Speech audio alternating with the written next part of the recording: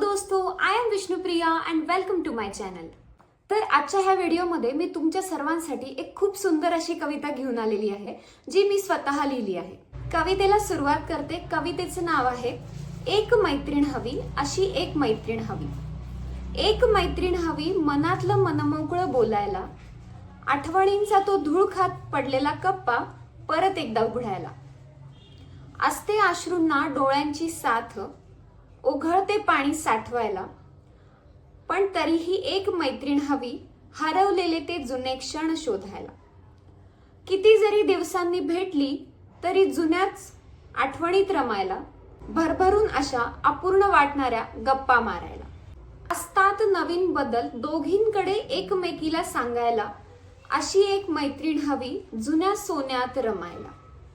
आपल्या आपल्या अनुभवांनी काय शिकलो ते एकमेकीला सांगायला, एकीने शिकलेल्या शिकवणीचा धडा दुसरीने गिरवायला। वेळात वेळ काढून भेटलेल्या असतात दोघी, नव्यात जुने शोधायला, अशी एक मैत्रीण हवी, जुने चित्र आठवत आठवत नव्या चित्रात रंग भरायला। असावी माझी तिची मैत्री जणू अशी, मैत्रीची खूण काळ्या दगडावरती पांढरी रेघ मारायला। असावी माझी तिची मैत्री जणू अशी, मैत्रीची खूण काळ्या दगडावरती पांढरी रेघ मारायला। तिच्या माझ्या मैत्रीचे मोती शिंपल्यात जपून ठेवायला। असू उद्या दोघी पांढऱ्या केसात, नातवंडांना गोष्टी सांगायला, गोष्टी सांगताना असावी तिच्या गोष्टींची अक्षरे माझे शब्द जोडायला। अशी एक मैत्रीण हवी, अशी एक मैत्रीण हवी।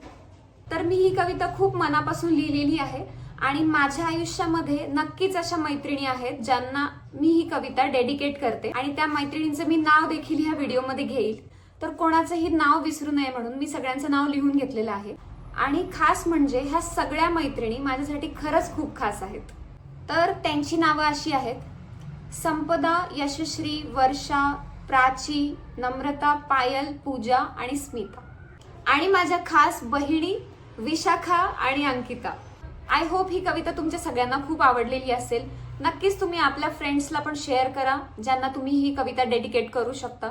आणि कॉमेंट बॉक्समध्ये मला नक्की कॉमेंट करून सांगा की तुम्हाला ही कविता कशी वाटली। आणि ऑब्व्हियसली लाईक, शेअर, सबस्क्राईब पण करा। बाय।